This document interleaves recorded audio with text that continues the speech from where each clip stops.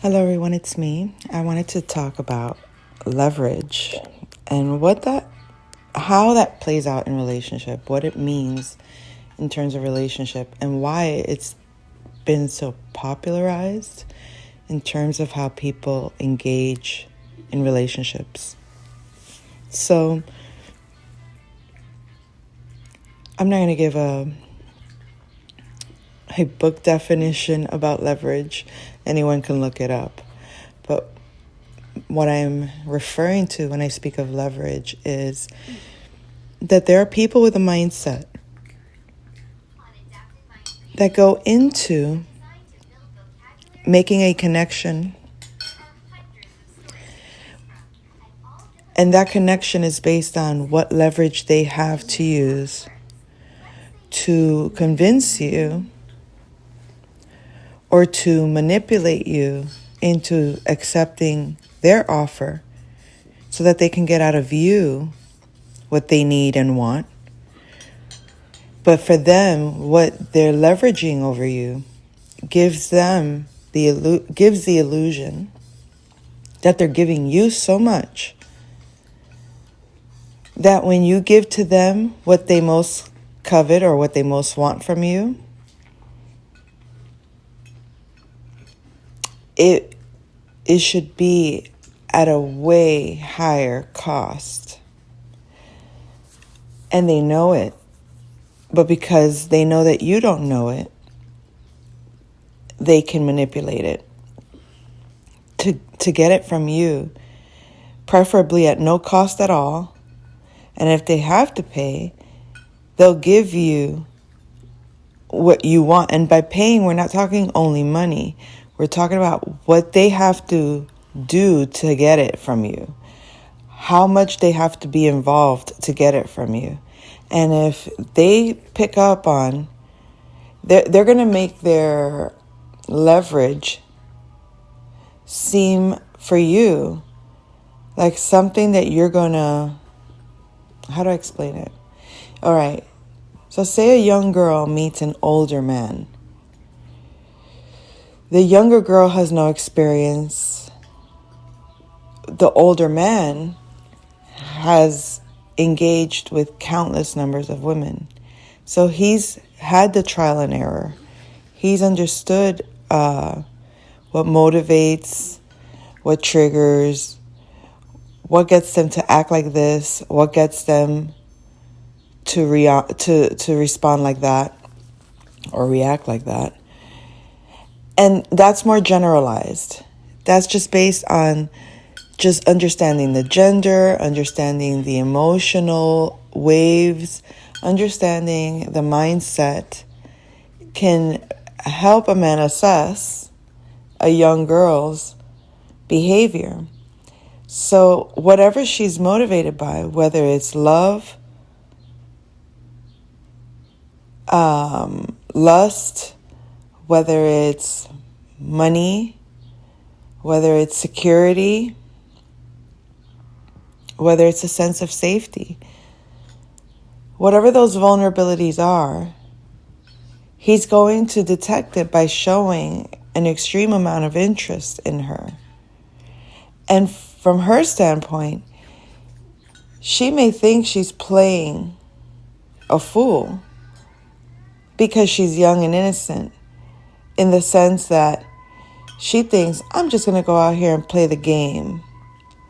But inside, she doesn't know the kind of people that are in that reality all the time and all the things that they know, from not just from the masculine standpoint, but from the women that they've also learned from, because the men learn these things from women.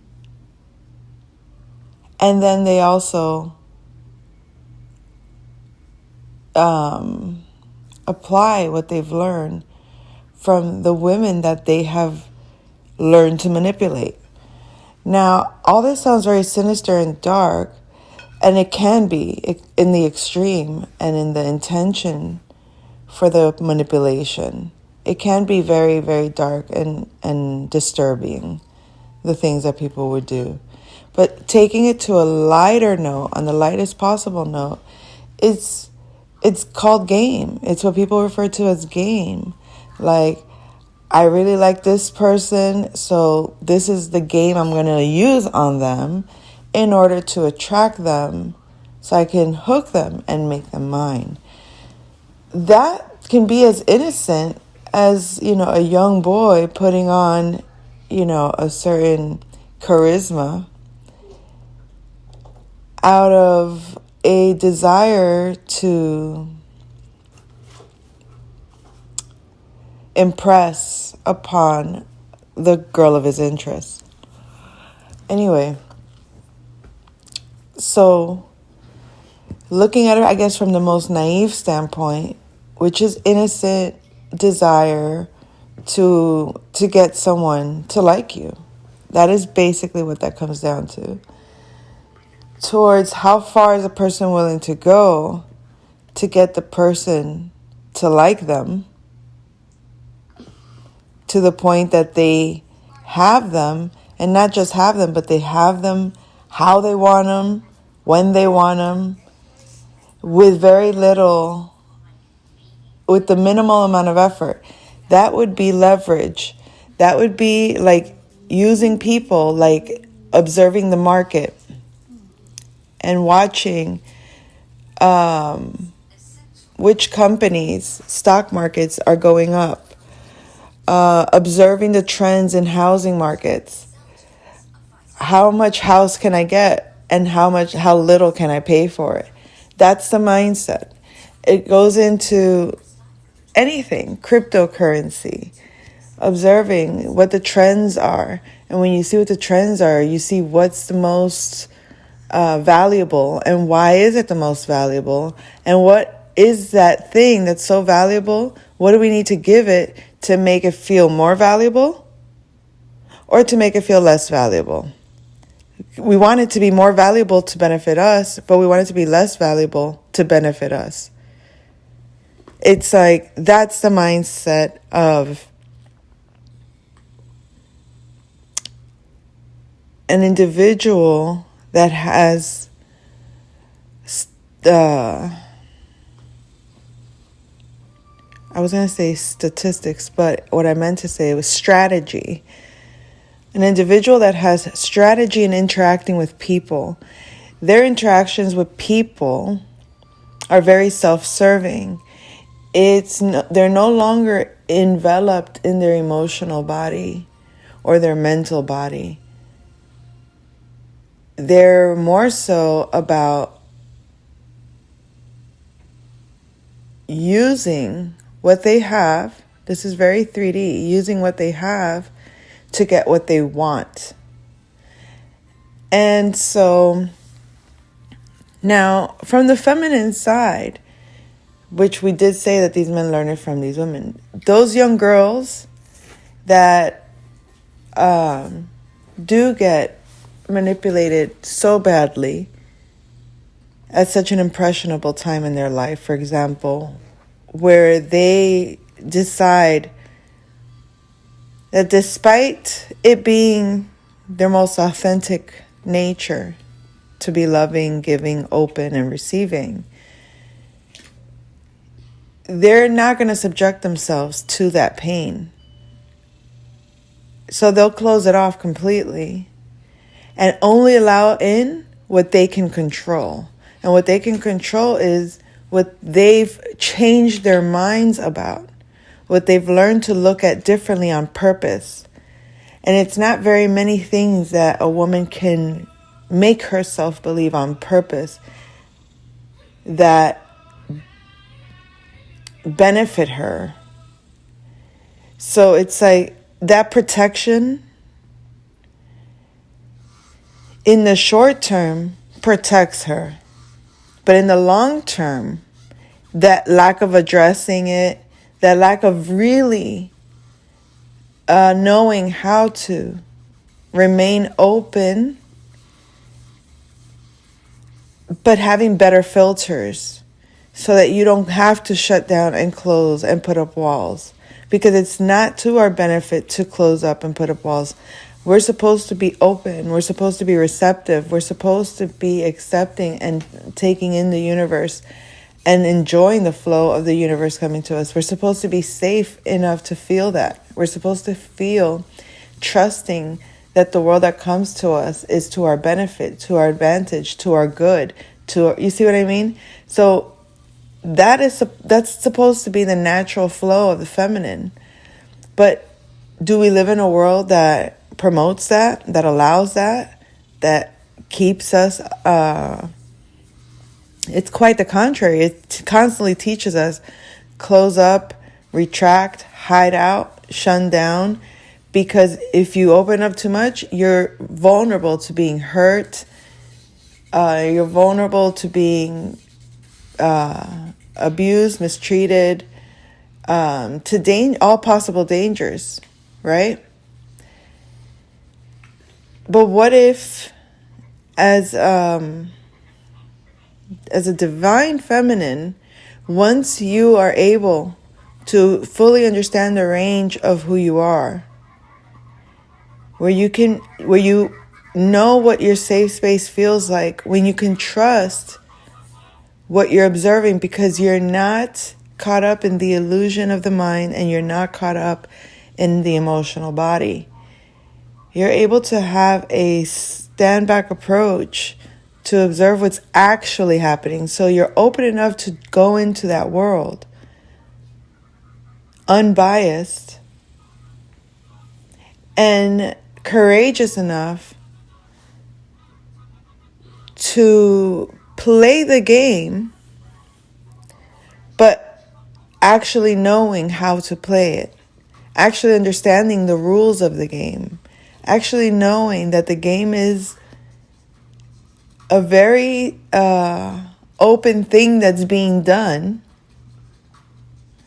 but it's, can you overcome the mindset of those that do this on automatic, or the ones that do this by habit and don't care to be authentic? Because the fear of being authentic comes from not knowing how to deal with how someone makes us feel or how a situation makes us feel. Not knowing how to deal with how we think we're being perceived. So it's like, are you okay with how people perceive you? Can you allow people to perceive you however they want? And what's the worst that they can perceive you as? And if that's how they perceive you, can you deal with that mentally? Can you deal with how a person triggers your emotional body? Positive or negative. So what if someone makes you cry? So what if someone makes you feel bad? So what if someone makes you feel bad about yourself? If that's what their intention is, do you feel that for yourself? Is that actually how you feel? Someone can trigger that and it can make you feel like, wow, that hurt because I do have a sense of that within me. But I've overcome that. I am not that. And therefore, what they say doesn't affect me the way it could have in the past or the way it might have in the past, because you no longer feel that. So that leverage comes in handy when you're trying to avoid going through these things. So it's like you lose a connection with the person, not because you don't care about people, but because you care too much about falling into what they're called traps. But it's only because you assume that if you fall into a trap of love, that you're going to get manipulated. So you're always on the defense because you're looking at it like a market game. Like, oh, I can't get emotionally invested in that house because then I can't make practical decisions about the market in general. That's why it's when you treat your connection with people as you treat your relationship to the things that you're playing with in life to to reach a certain standard of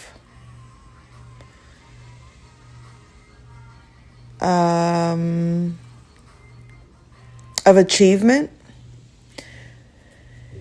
then you're selling out your soul in the sense that you can destroy the potential of bonding with individuals like you that want to play the game but understand the rules of the game. And the rules of the game are not necessarily that there are rules. It could be where there is no rule. And that's the part that could be scary, because if there's no rule, how far are people willing to go? And what that means is, if you don't have a sense of will, courage, and ability to tune in and not be dissuaded by those things, the emotional and the mental, do you always have a sense of coming back home? Do you always have a sense of